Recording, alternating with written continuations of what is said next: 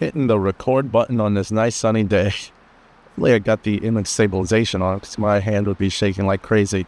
Welcome, my name is Magnus. If you like talking about cameras specifically for video, consider subscribing to this channel. And today we're going to talk about, is the R5 better at video than the R1? And is this something that just has always been a thing? Canon's top-of-the-line camera is never as good as the 5 series of cameras. Let's talk about why that wasn't the case and then it became the case, and why it's obviously still the case for the R1 compared to the R5 Mark II. And if you think about it, the R1 might not even be as good as the original R5. But will the R1X change that, if that even comes out? Let's get into all this stuff. Let's talk about the history first. So, if you don't know, the R1 and the R5 Mark II were recently announced by Canon earlier last month in July, the middle of July. So, with those two cameras, you have Canon's flagship R1, and you've got the R5 Mark II, which is a follow-up to one of the greatest Canon cameras ever released for professionals and wedding photographers and, of course, videographers. So, the weird thing about it is, and a lot of people were disappointed with, was that the R1 itself, its sensor is really fast. However, it's not global, which is fine because it's fast enough to barely make a difference. But the R1 also doesn't sport really next level video features. Now, yes, the autofocus is amazing. Yes, the dynamic range is improved. But other than that, it's like, is it really that next level?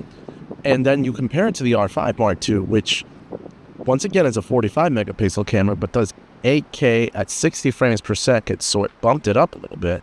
And it does SRAW, so you can do 4K RAW using the full sensor, even though it's line skipped. It's still additional options, and then it's got plenty of video features, which a lot of them were introduced in the R1 as well. But the R5 just seems a little bit more prepared for next level video features than the R1. So why would you get the R1 when the R5 Mark II does a lot more than the R1? Besides the overheating, because if you don't want overheating, maybe the R1 will be better for you. Well, there's a lot of reasons. Let's go back a few years when the flagship camera for Canon was actually better in video specs than its 5 series counterpart. And this goes back to the DSLR days. Back in some of the last flagship camera releases of the Canon series, the 5D, which 5D Mark IV came out, and that came out after the 1DX Mark II. And they were really close. It came out the same year. 5D came out a little bit later, and the 1DX Mark II came out, earlier that year. This was, I believe, 2016. Wow, it's getting hot. I'm sitting in the sun because the sun decided to move, so I might have to switch spots. Here we go. All right, much better. So it was getting hot over there, so I decided to put the camera up on a place and then stop holding it anymore. 16mm f2.8, doing a great job. Even though the camera's slightly lower than me, I'm fine. So back when the 1DX Mark III and the 5D Mark IV were out, video specs were actually better on the flagship. Now, this was when 4K was new. 4K was something that every camera manufacturer wanted to do. GH4 was one of the first cameras from Panasonic Lumix to actually give you 4K inside their cameras, but there were micro four thirds sensors. Now, Canon decided to release 4K, but in an interesting way. Their 1DX Mark II did do 4K at up to 60 frames per second, but it did it in an archaic codec called MJPEG, which was really inefficient, but it did the job. It was able to actually output as well 8-bit 422 color, whereas most cameras were recording 8-bit 420. Let's just say that means giving a little bit more color information so that you could color grade a little bit better in post. So the 1DX got up to 60 frames per second and less of a crop, because the 4K did crops because it was just doing a 1-to-1 read of the pixels. And since the 1DX Mark III was a lower megapixel camera than the 5D Mark IV, the crop in itself in the sensor, which is using less of the sensor to give you the video, was less. It was about 1.2 times. Whereas the 5D Mark IV, because it was a higher megapixel camera, with that 30 megapixels, you have to crop a little bit more aggressively to get a 1-to-1 readout of 4K. So it was a 1.74 times crop, smaller than APS-C crop, So you were getting a lot more of the sensor in that 1DX Mark III versus the 5D Mark IV. Not only that, but you were getting higher frame rates because the 1DX Mark II, I think I've been saying 1DX Mark III, but it definitely was the 1DX Mark II. The 1DX Mark II had two compact flash cards that were really fast and that can give you that higher write speed for the extremely large codec of MJPEG, which was inefficient. I believe it was about 500 megabits per second for 30 frames a second, and even more for 60 frames per second. But the 1DX Mark II, through its card slots, could handle it. The 5D Mark IV could do up to 30 frames per second in 4K, not 60. And it could do it both through the compact flash card and it could do it through the SD card slot with fast enough cards. It was only UHS 1, so it was still the slower speed of SD cards. It wasn't UHS 2, which can go up to over 100 megabytes per second. But you can still pull it off. I have a video that actually shows me pulling it off with some SD cards, so it was still possible. But the 1DX Mark II was just a much more versatile camera, less of a crop in 4K, and it gave you higher frame rate. So that was a more powerful camera when it came to video. Now, the 5D Mark IV was the last in the 5 series that was a DSLR. Everyone believes that the spiritual successor for the 5D Mark IV is the R5, and the R5 specs just went through the roof when the original R5 came out. Now, 1DX Mark II had a follow-up, which was 1DX Mark III, and that was a final flagship of DSLR line before the new flagship R1, according to Canon. So the 1DX Mark III improved video features because it did like 5.5K RAW, I think up to 60 frames per second, and if I'm not mistaken. It used 2 CF Express card slots, and now 2 of them was efficient, the video, and it did internal RAW recording, so it was still a beast. And 1DX Mark III came out way before the R5 came out. I believe a couple of years before the R5 came out. So it was still a video king.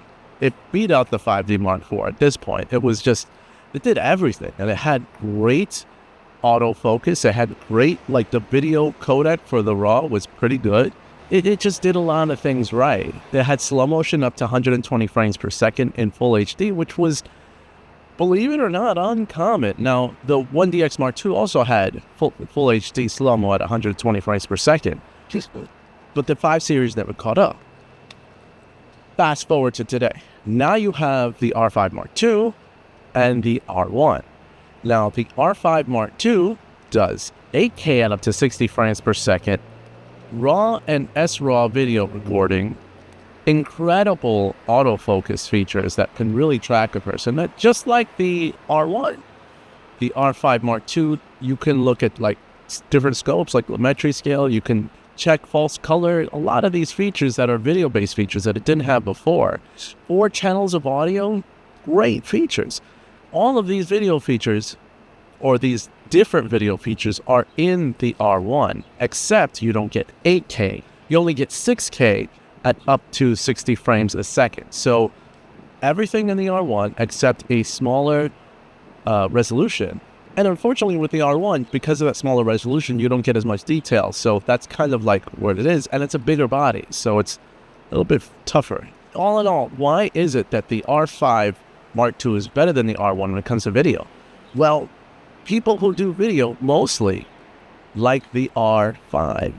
People who liked video back in the day mostly used the 5D Mark IV more than the 1DX Mark II or the 1DX Mark III because it's smaller, it's easier to carry around, and quite honestly, it got the job done when it came to video.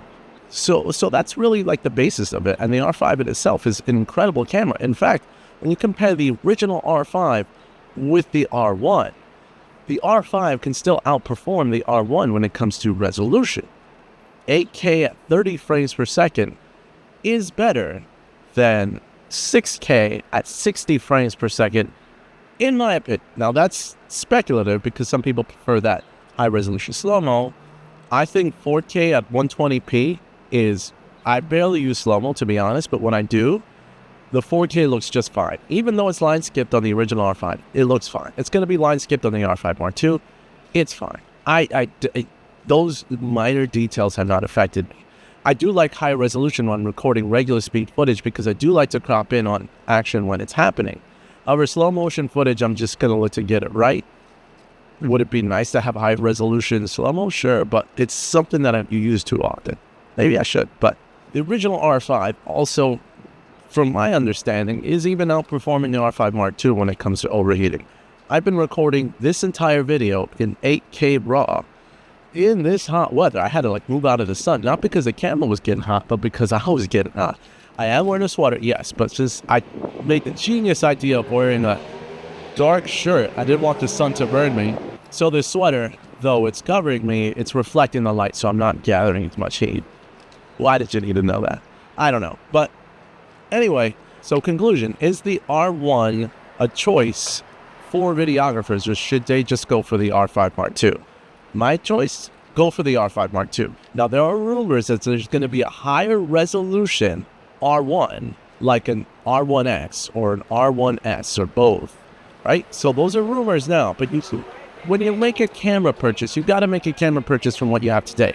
For example, firmware updates might make the R5 Mark II's overheating situation slowly fade away as well, like it did with the original R5. Firmware updates made the overheating situation on the original R5 kind of go away. Maybe that'll happen with the R5 Mark II, but I'm not going to wait for that. I make my purchasing decisions, and you should too, based off of the information you have today.